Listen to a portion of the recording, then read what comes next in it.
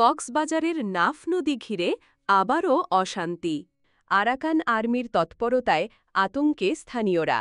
১ শতাধিক জেলে নিখোঁজ হওয়ার খবর ছড়িয়ে পড়তেই সীমান্ত জুড়ে সৃষ্টি হয়েছে তীব্র উৎকণ্ঠা।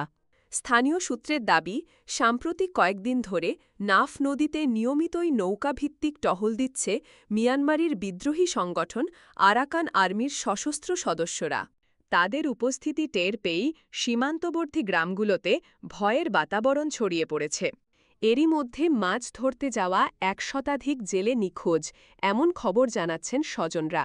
গ্রামবাসীর অভিযোগ, ভোরে মাছ ধরতে যাওয়া কয়েকটি ট্রলার আর ফিরে আসেনি। জেলেদের পরিবার এখন দিশেহারা। একজন জেলে পরিবারের সদস্য বললেন, সকাল থেকে কোনো খবর নেই, নদীপাড়ের প্রতিটি ঘরে শুধু কান্না আর আতঙ্ক। বিশ্লেষকেরা বলছেন, আরাকান আর্মি মূলত মিয়ানমারের ভেতরে সক্রিয় হলেও তাদের উপস্থিতি নাফ নদীতে নতুন এক নিরাপত্তা সংকট তৈরি করেছে। কারণ এ নদী দিয়েই বহু বছর ধরে সীমান্ত বাণিজ্য, যাতায়াত এবং অনিয়মিত কার্যক্রম চলে আসছে। এখন প্রশ্ন হচ্ছে, নিখোঁজ জেলেরা কি আসলেই আরাকান আর্মির হাতে আটক, নাকি সীমান্তের জটিল পরিস্থিতির শিকার?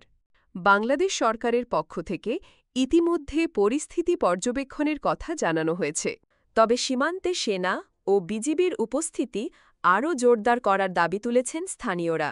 আন্তর্জাতিক মহলও সীমান্ত নিরাপত্তা নিয়ে উদ্বেগ প্রকাশ করেছে। নাফ নদীর এ অস্থিরতায় প্রতিনিয়ত বেড়ে যাচ্ছে সীমান্তবাসীর দুশ্চিন্তা।